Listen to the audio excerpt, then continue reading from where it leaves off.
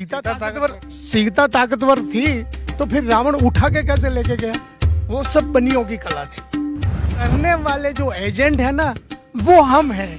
हमारा समाज उनका एजेंट है। निष्पक्ष ब्राह्मण शायद पंडित जी आप लोग नहीं देखे होंगे, ग्रामीण टीवी में पूरे भारत के लोगों से मैं आह्वान करता हूँ। अनूप मंडल वाले समझदार होते हुए भी इस बम को अपने घर पे लाते हैं। ये जितने भी हम ब्राह्मण हैं, इन बनियों के एजेंट हैं। आपका नाम क्या हुआ? मेरा नाम पंडित जी कह दीजिए, अनूप मंडल का पंडित हूँ। अनूप मंडल का पंडित जी, तो अनूप मंडल में पंडित जियों के लिए जहाँ अनूप मंडल जिसकी निंदा करते उस समाज से मैं आता हूँ, ब्राह्मण। बहुत बड़ी बात है भाई, लोग सुन लीजिए पंडित जी क्या बोल रहे हैं। अच्छा, ये टिपना के बारे में अक्सर हम सुन रहे हैं कि इसमें जो लिखी हुई बातें हैं कहीं ना कहीं गलत है। ऐसा है जैसे हिरोशिमा नागासाकी पर द्वितीय विश्व युद्ध में बम गिरे थे और उससे आज तक वो वहाँ जो भी पैदा होते हैं वो विकलांग टाइप पैदा होते हैं। तो ये विश्व का विनाश करने के लिए ये 1 साल का बम है, और ऐसे 10 साल के भी बम आते हैं और 100 साल के भी बम आते हैं, जिसको सीकी कहते हैं, शताब्दी पंचांग कहते हैं। एक 10 साल का भी पंचांग आता है, ये 1 साल का भी पंचांग है। इसमें सब जो बातें हैं वो विश्व का भला करने की बातें नहीं है, ये सब इससे विश्व का विनाश करने की बातें हैं।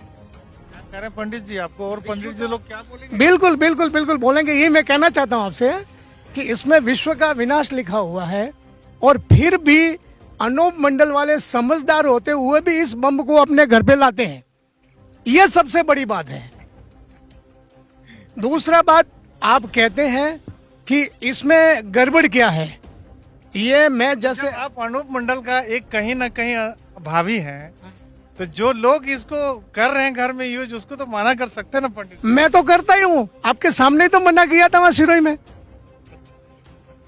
अब सुनिए, ये जैसे इसमें जो भी मैं आपका निकाला कोई मुहूर्त कि भाई आपकी शादी होने वाली है, उस दिन कर देना, बीच में कोई मर जाए तो फिर ये क्या? और इसका प्रमाण है, आपने रामायण पढ़ी, उस रामायण में इसका प्रमाण है कि भाई इसी टिप्पणों से वशिष्ठ जी ने मुहूर्त निकाला राम जी को राजगादी पर बिठाने का। तब वो राजगादी पर तो बैठे ही नहीं, और उनको वनवास हुआ, और वनवास होने के बाद उनके पिताजी मर गए, और जंगल में जाने के बाद सीता जी का हरण हो गया। तब फिर भरत जी ने उनको पूछा कि भाई वशिष्ठ जी, आप तो विद्वान थे और आपने ऐसा कैसा मुहूर्त निकाला? तो फिर वशिष्ठ जी ने और रामायण में लिखा है, सुनो भरत भावी प्रबल बिलख कहे मुनिनाथ, हानि लाभ जीवन मरण जस अब जस विधिहात। ये तो सबके विधाता के हाथ में, जीना मरना हानि लाभ जस अब जस। मान लेते हैं पंडित जी, बहुत बड़ी बात है। अनूप दास महाराज जी ने ये बात भी कह रहे हैं कि हमारे जो वेद पुराण है उसमें भी छेड़छाड़ कोई विशेष समुदाय के द्वारा कराया गया। बिल्कुल बिल्कुल किया तो उसी समुदाय ने है, लेकिन करने वाले जो एजेंट है ना, वो हम हैं। हमारा समाज उनका एजेंट है। निष्पक्ष ब्राह्मण शायद पंडित जी आप लोग नहीं देखे होंगे, ग्रामीण टीवी में पूरे भारत के लोगों से मैं आह्वान करता हूँ कि इतना निष्पक्ष, इतना ईमानदारी। बताइए, धरती माता बचेगी पंडित जी? बिल्कुल बचेगी, लेकिन कैसे बचेगी? मैं एक मिनट आपसे ये जो बात कर रहा हूँ वो पहले सुनिए। ये जितने भी हम ब्राह्मण हैं, इन बनियों के एजेंट हैं, और जो ये चलता है ना, इसके एजेंट है। हम तो बाबूजी की बात मालूम पड़ी और हम इधर आ गए, नहीं तो हम भी वही करवाते।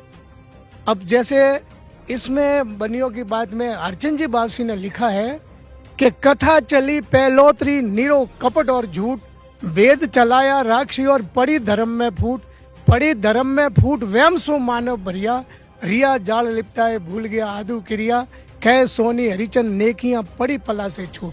जितने भी धर्म ग्रंथ हैं, चाहे मुसलमानों के हैं, चाहे ईसाइयों के हैं, चाहे हिंदुओं के हैं, किसी भी धर्म के जो धर्म ग्रंथ हैं उन सब में वायरस डाला गया है। स्टार्टिंग में से वो धर्म ग्रंथ ठीक थे, लेकिन जैसे जैसे कालखंड बीतता गया, एक एक वायरस उसमें आता गया। जैसे अपन रामायण देखते हैं तो रामायण में वो सीता जमीन से निकलती है। अब जमीन से कोई जिंदा इंसान निकल सकता है? उसके बाद फिर जब वो धनुष उठाने की बात आती है तो सीता जी हमेशा साफ सफाई करती है तो धनुष को उठा लेती है, लेकिन रावण का हाथ उस धनुष के नीचे आ जाता है। तो देखिए सीता ताकतवर है या रावण ताकतवर है? और सीता ताकतवर थी तो फिर रावण उठा के कैसे लेके गया? वो सब बनियों की कला थी। उस समय ये दानव थे। अभी पूरे भारत के ब्राह्मण समाज खास करके इस वीडियो को जरूर देखें। पहले जो था ना, दो जातियां थी, एक दानव। इतनी बड़ी बड़ी बात कर रहे हैं, हम मानते हैं कि हमारे भारत में 350 प्रकार के रामायण